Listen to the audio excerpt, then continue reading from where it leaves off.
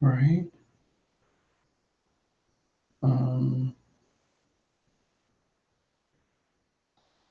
Where am I going to?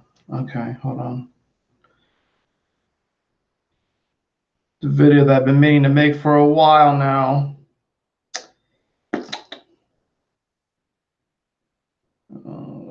Give me 1 second, y'all.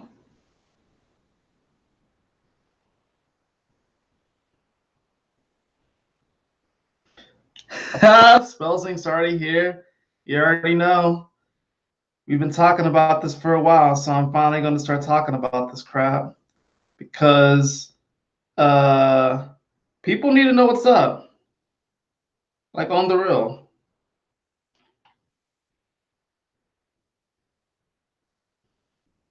Just share the video real fast, and we're going to hop right into this thing because we need to talk about the ego, guys, because a lot of people do not they do not get the purpose of the ego. And as a Scorpio sun and a Mars in Scorpio and a Pluto in Scorpio in the 12th house, it is time that we settle some shit when it comes to the ego, because most of these people out here don't know what they're fucking talking about. Anyways, let's hop right into this. I don't know how long I'm going to be live for today, or at least in this video, but it is time that we talk about this. The ego, the ego, the ego. The ego is such a big bad wolf. The ego. Fuck the ego. Destroy your ego. Kill your ego. You'll be killing a part of yourself if you do that. All right? Now, I know normally you guys get this very idealistic, fluffy, everything's going to work out type of energy with me and persona. You guys get this whole like super positive, uplifting. I do bring some truth in there, of course, obviously, and I do bring some realistic elements to this as well. But as Spells Inc. has said, I need to bring my Scorpio out because I have been in my Pisces and Sag energy way too much. Now, albeit there's nothing against Scorpio right now, and Neptune's in Pisces, so of course it's like I'm in my little dream world, la la land, and then Jupiter, of course, is in Sagittarius, on top of my Mercury at the current moment. Actually, I have my Mercury at 16 degrees, but Jupiter's retrograde. Jupiter's not expanding anything right now. He's not building anything. He's chilling on the beach, sipping on a mimosa or a margarita or a pina colada. And yeah. So let's talk about this, guys. What is the ego? What is the ego? What's interesting about the ego, what I've noticed is that if you look at the word itself, it's very close to the word egg. It's very close to the word egg. In fact, the ego, in many ways, is this sort of unfertilized egg. Because if you look at O, it looks like a G, but it has that little squiggle on the bottom of it. That little squiggle is literally the sperm entering into the egg. But the ego is an egg or a space or an idea that has yet to been fertilized. So it is this sort of raw potential. It is an initiation point. And what happens is that with the ego, a lot of people say that the ego is the source of a lot of suffering. And you've noticed how over time we pick new bad guys, right? So right now in the spiritual new age, enlightenment, self-improvement community, the ego is now the bad guy. Before, the bad guy was the devil or Satan or Lucifer, you know, or these dark spirits. That was the bad guy. Now the bad guy is the ego. And to turn the ego into the bad guy and the villain is a very, very, very dangerous thing to do. on the spiritual journey, because we are, after all, at least in this experience, human, and each and every one of us has an ego. To destroy the ego is to destroy a part of yourself. And if we're going to be all loving and all acceptive and all, unconditional love, then we wouldn't destroy that part of ourselves. We would show it unconditional love. We would.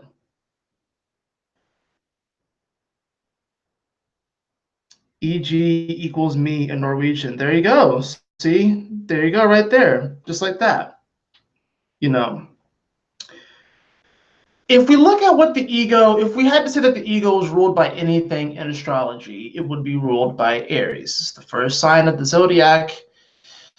And it's about this cardinal fire, being able to initiate our passions, our loves. It's this heat energy. Of course, it's a feeling as well. You got to remember, a lot of people like to think that feelings and emotions are only ruled by water. No, you can feel heat. So there's feeling and emotion in Aries as well. They just don't necessarily always know how to express it in the most polished way. That's what Libra is. It expresses it in a very polished way. But don't get it twisted. Aries and Libra are two sides of the same fucking coin. Now, here's the funny thing about Aries. If Aries is ego, or we say that if any sign in the chart was ego, it'd be Aries. We have to look at something. It is right next to fucking Pisces. Right? And Pisces is like imagination, spirituality. It seems like it's this great highest idealistic kind of nature. And Aries happens to be the second house to Pisces, which I don't know why no one talks about this shit. Because the second house, which naturally is Taurus, right, is naturally ruled by Taurus, about self-worth and self-value, that which we value. So it's interesting how you can have Pisces as, like, say you have like a Pisces ascendant, or you're looking through the lens of Pisces, and then the second house is Aries, the ram, the sign of ego, in the house of value, which means that spirit actually values highly our ego. Look at any Pisces rising. Look at any Pisces rising. They probably will put off that they are this spiritual, enlightened person. But the truth is that they probably have a big ego, or at least they value their ego. Now, having a big ego is not inherently bad. Having a big ego that goes unchecked is bad. That's what we're looking at. But people like to say that the ego itself is bad. But no, an unchecked, unevolved ego is not of the highest vibration. I'm not even going to say bad, because there's no such thing as good or bad. An ego that is unchecked, that runs rampant, that doesn't give a damn about anyone else, but themselves, like to the degree where they are willing to seriously bring harm to other individuals, whether it's physically, mentally, emotionally, spiritually, purposefully for their own gain, then that is when things kind of cross the line. That is when boundaries are crossed. We have to remember there's a reason why Aries is opposite of Libra. They're two sides of the same coin. You would think that Aries would be really all about the self, and Libra is all about other people. Aries teaches Libra, how to love yourself and how to honor your truth and how to honor what you truly want, before really, focusing on everyone else, because Libra has this tendency to be very codependent, But Libra also teaches Aries to, sometimes you gotta get your head out of your ass sometimes. And you can't just be all me, me, me, me, me, me, me. But there's a balance here. There's an integration here. I like to think integration, because when I think of balance, it's you're balancing two different things, but you keep them separate. Whereas if you're integrating them, it's almost like you're measuring things. Think of like you're baking a cake, right? You have all your ingredients, you have your eggs, your flour, your sugar, your blah, blah, blah, blah. But you're not balancing these ingredients. You're kind of measuring them out, but then you integrate them and you bring them together so you create the cake, right? What people are doing is that they're just trying to destroy and dash away their ego, saying that the ego is bad, it's wrong. No, don't desire. Don't have desires. You're not supposed to have desires. If you weren't supposed to have desires, there would not be any Aries energy. There would not be any Leo energy. There would not be any Scorpio energy or Taurus energy. There wouldn't be any of this energy. We wouldn't have these signs if we weren't meant to experience them. We're not meant to destroy the ego. We're meant to exalt the fucking ego, okay? We are meant to exalt the ego. It's funny because you hear this talk a lot about people like saying like the ego's bad, don't desire, don't want this, don't want that. A lot of these honestly are old world ideals. I'm not saying that a lot of these old world ideals or these philosophies are inherently bad, but they are becoming outdated. We are getting to the point where it's going to be time to write our own chapter in these holy texts. It's going to get to the point where it's time to adopt new philosophies that integrate the exalted information from these ancient texts, but at the same time seeks to transform and morph a lot of the outdated ideas and philosophies too of these ancient texts and beliefs and thought patterns and so forth, right? What's even funnier right now is that Mars is in Leo. Mars is blazing forward in Leo, which is really about courage of the highest order. Courage and bravery are the highest order. I drew the strength cards today on my Instagram. If you're not on my Instagram, go check it out. I drew the strength cards today. And it's just funny because it's like Mars and Leo, it's like, are you ready to go? You have to be ready to go to war for what's in your heart, which requires a bit of ego. That requires quite a bit of fucking ego, actually.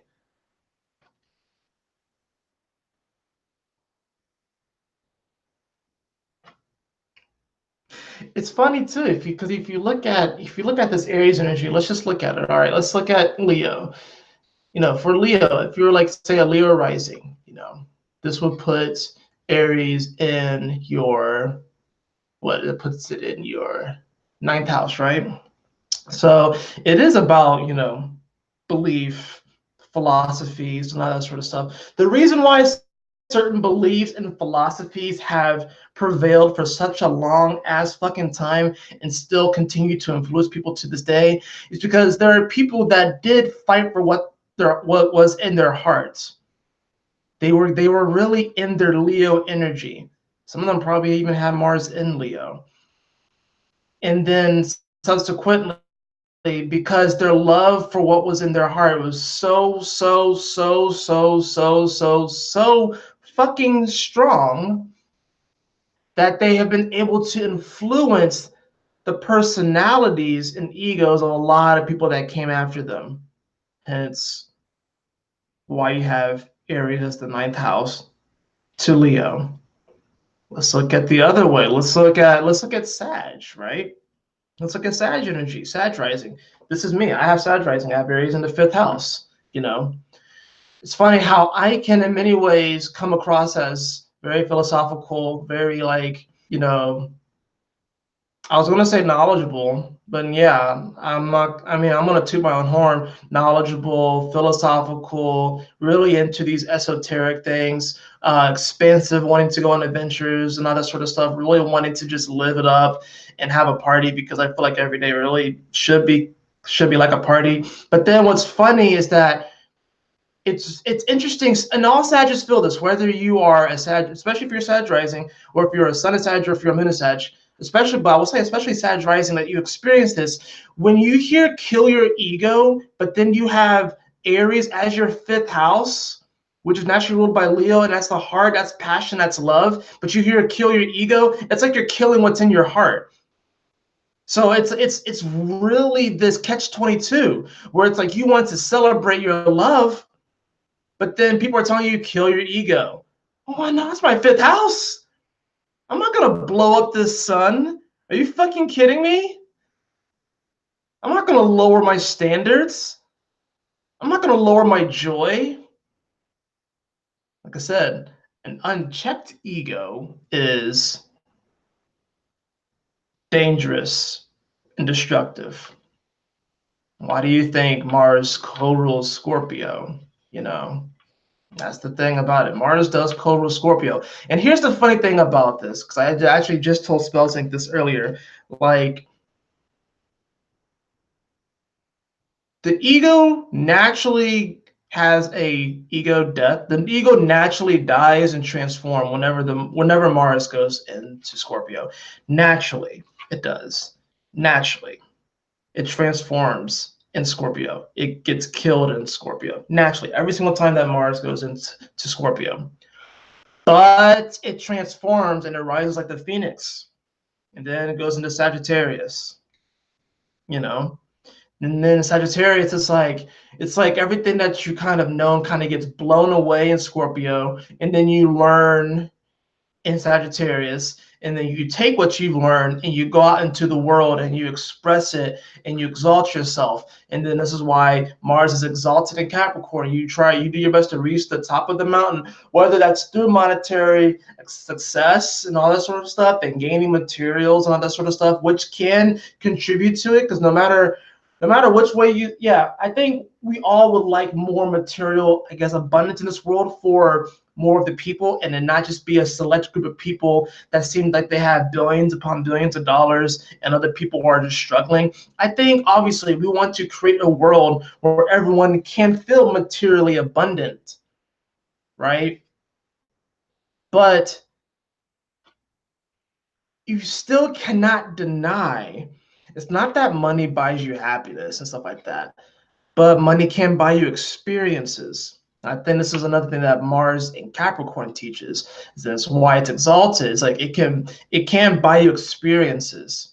It can buy you opportunities to meet individuals of, I guess, status, or even, and when I say status, it doesn't necessarily have to mean that these are millionaires and billionaires, but just people that really do resonate with your frequency.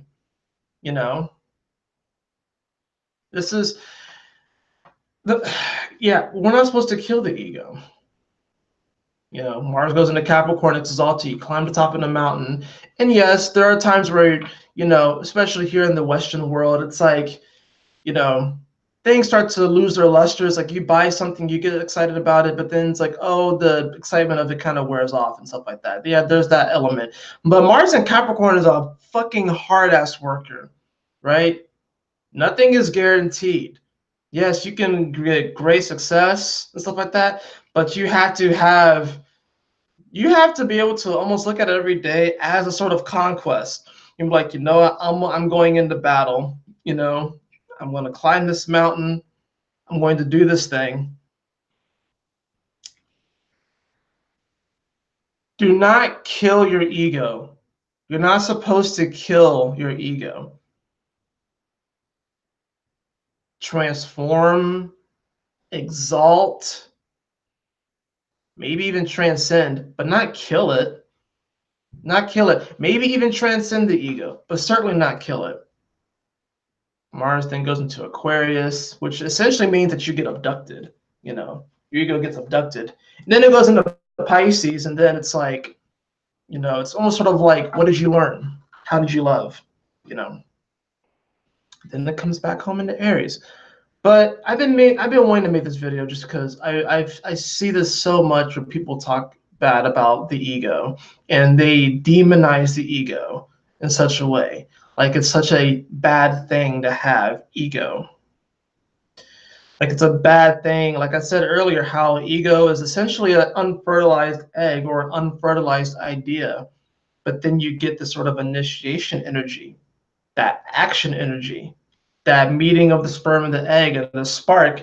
And what's interesting, I actually saw a video of this. You probably could look it up, but there actually is this sort of flash of light that occurs the moment that the sperm and the egg meet. There's like this flash of light that occurs that they actually were able to pick up. You can actually see it, and it's very fucking cool. It's very fucking cool. That flash of light right there, that initiation is fucking powerful. But what happens a lot of times, like when they say kill your ego and whatever like that, it's like sometimes you'll get ideas or desires and stuff like that that actually do resonate with your heart, right? And they're not necessarily for selfish gain. Oh, there's a little bit of selfishness in there. But it's kind of funny, even that word, selfish. It's the combination of self and fish. And it's funny how Aries and Pisces are literally right next to each other. There's a reason for that. It's like the alpha and omega, the omega and the alpha. You really can't have one without the other.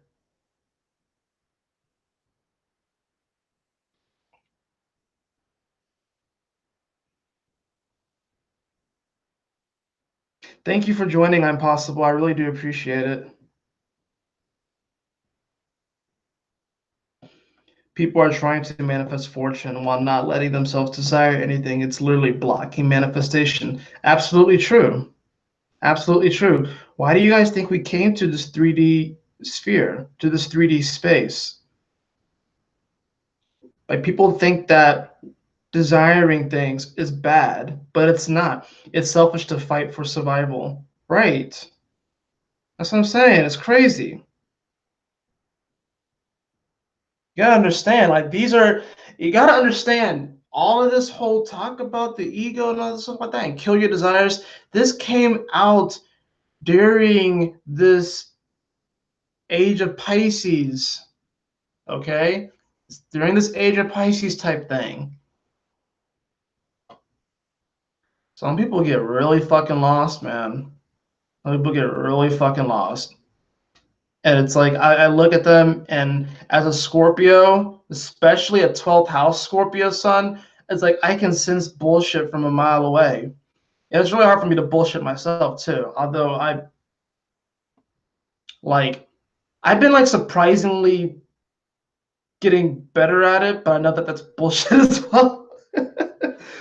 But like I said, all this stuff came out during the age of Pisces. We're going to the age of Aquarius. Aquarius is the sextile. Aquarius sextiles Aries now. Just saying. Just saying. And you know what? The other thing about this whole kill the ego thing, we haven't even talked about this in this video yet, is the fact that Chiron is in Aries. Chiron being, of course, the wounded healer, it's an area where we are really going through this deeper healing, but it's in Aries. A lot of people, Aries is, of course, it's this warrior-like energy, and then with Chiron there, it's almost like I'm kind of seeing a barracks where a bunch of soldiers are just laying on these cots and they're all wounded, and it just seems such like a deplorable situation. And it's almost like the will to fight is being like taken away from them. That's what Chiron and Aries is. It's like the will to fight is at all-time lows, it seems. But simultaneously it can be at all-time highs. But it seems like it's at all-time lows, where it's like people's will to fight, it's just like they're so focused on, how maybe they have fought in the past and they lost, whatever like that. But Chiron and Aries wants you to keep going. Chiron and Aries doesn't want you to kill your ego. Because it's funny with Chiron. Chiron was, a centaur, just immortal centaur, and then he got shot and he became mortal. Which, I'm starting to wonder if he actually is mortal, or if he's, you know, still actually immortal, or if it's just the story of how, like, maybe he lost a chunk of his power. But what this is teaching us is that, like, damn, you may have been shot, you may have been slashed or hurt, but that shouldn't take away your will to live. It should not take away your will to fight for what you believe in, your truths and your ideals, you know. And what's weird about this too, of course, is that, like, you know, you may not agree with that, someone else's truth and ideals and stuff like that. You know, there's a lot of fighting going on in the world right now. There's a lot of fighting happening. And we have to understand that this fighting that we see in our external world is a reflection of the fighting that's within our soul. And I think that's something that people really do not want to recognize. And I do believe that this spiritual path, or everyone's individual path, is this path to really calming and really healing the fighting that's within each and every one of us. But just as we look out here and we see wars and detention centers and people getting thrown into these camps and these rallies where they're telling people to go back home even though they were born here in America, and all this sort of stuff. All of this stuff that we're seeing in the external world is happening somewhere within each and every one of us.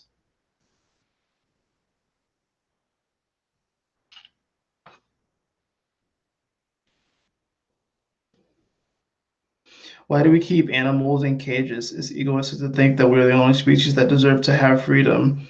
We should release tigers, let them roam the streets, right? Yeah, that's the other thing about animals. And that's kind of a weird thing, is like, you know, for someone who's liked Pokemon for like his whole life, and I still will, I've been feeling weird about Pokemon because it's really it is about captivity in some ways and making these creatures to fight for you and shit. It is kind of crazy, and it's funny because it's the highest grossing media franchise, you know. But then the messages in it are so, man, they're pretty fucking intense. So the truth about the ego is that it's not meant to be killed, but it's meant to be transformed. It's meant to be transformed, just like all of the signs, all 12 signs. That we're meant to transform and exalt them. We are meant to bring them up, vibrate higher. When people say kill your ego, they are saying kill this part of yourself that everyone, honestly, no matter what way you put it, everyone desires, you know, everyone desires something. And to try and kill that is not the answer. And I don't know why we feel the answer to problems is to kill things or throw them in cages. I don't really know why we feel like that's the solution to a lot of our problems, because it's not.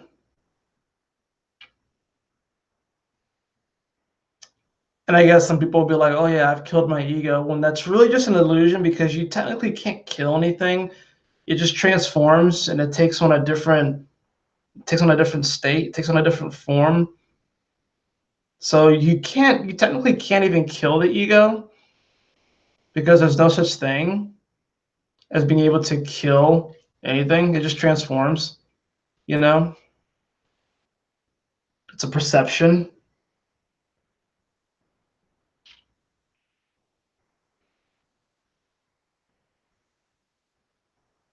Yeah, we're being hoarded though. It's funny how always like we keep animals in cages, but we are in cages ourselves.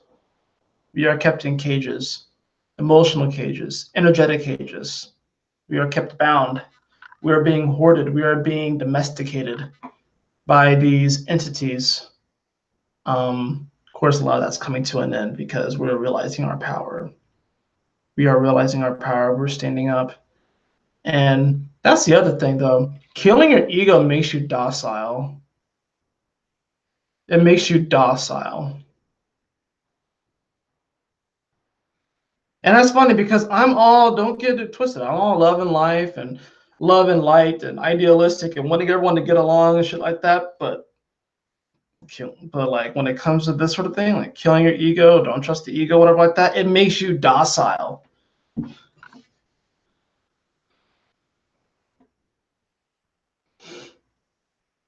It takes away your ability to discern danger. It takes away your ability to be like, if you go into a situation, be like, oh, maybe this I don't really feel good about this, It takes away your ability to defend yourself in many ways.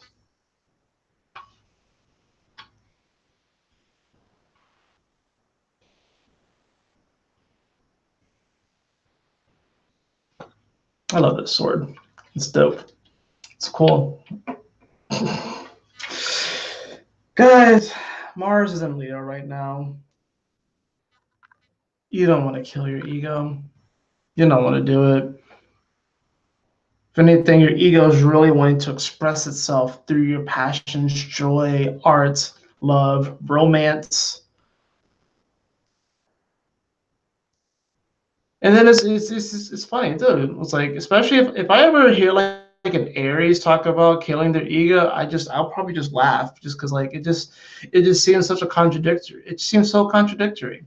It seems so contradictory. It's like, so you don't want to be here, dude. We can't eliminate Aries from the zodiac. See, this is the weird thing. Why are certain zodiac signs trying to get eliminated? Like low key, subconsciously, there are certain zodiac signs that they want to eliminate. They want to eliminate Aries. They want to eliminate Scorpio, which is fucking retarded, trying to add this 13th sign and then narrow Scorpio down to just 6 days. Like, what the fuck? So they're trying to destroy Aries. They're trying to destroy Scorpio.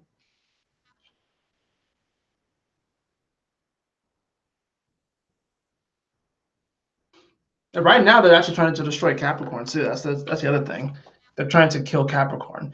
The signs that I feel like they're really trying to kill right now: Aries, Scorpio, Capricorn, and Gemini. I feel like they're trying to get rid of Gemini as well.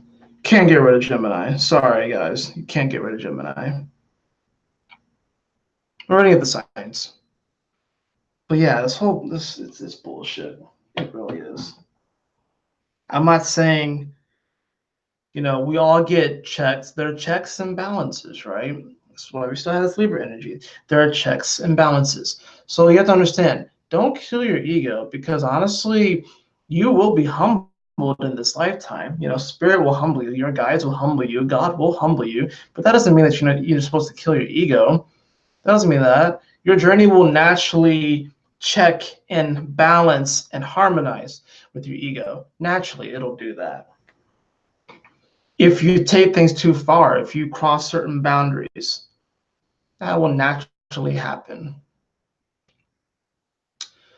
But to outright say that it is bad or wrong or evil is honestly just stupid. And we really should not adopt that philosophy.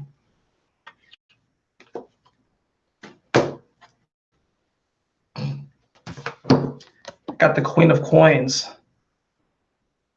Come on, focus. There we go. Got the Queen of Coins. Queen of Coins. Your ego is wanting to be received in some ways, like some sort of desire is coming up right now that is wanting to be received. The Queen, it's this divine feminine energy, this sort of receptive quality, this sort of Gaia-like energy that's it's wanting to be received right now. So it's like you're not allowing yourself to receive a part of you, and it's like you're feeling uneasy. You're feeling this sort of discomfort because it's like there's a party that's like kind of crying out and wanting something, and you're like, you're not allowing yourself to receive it. That's the other thing about it too. You gotta think Aries rules, the first 7 years of your life from 0 to 7. It's like, babies, when they want something, they cry, right?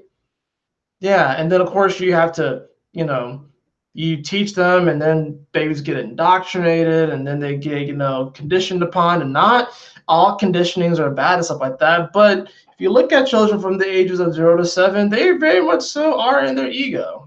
They're very much so are like in the moment, now, act now, initiate, let's go, bam, like rambunctious, right? Like they are very much so like they know themselves.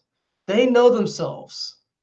Children between the ages of 0 and 7 know themselves more than anyone else on this planet.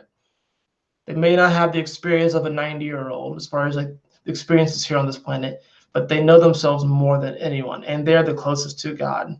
I wonder why that is. I wonder why that is. Anyways, that's all I'm going to talk about in this video. There'll be more videos. I want to make a Chiron and Aries video. I really do. That's actually something I might do, like that Chiron video. Talk about some of these other transits, with Mars and Leo, this Mercury retrograde, this nodal axis, which I feel like I could talk about quite a bit because I'm actually going through a nodal reversal right now. So I have North Node in Capricorn, South Node in Cancer. The recent eclipses that we had, the solar eclipse was actually on top of my South Node. So, yeah, that was fun. The past month for me has been probably, honestly, a big ego check for me. Not killing my ego, but has been a major ego check for me. Of course, Mars went through this space, right?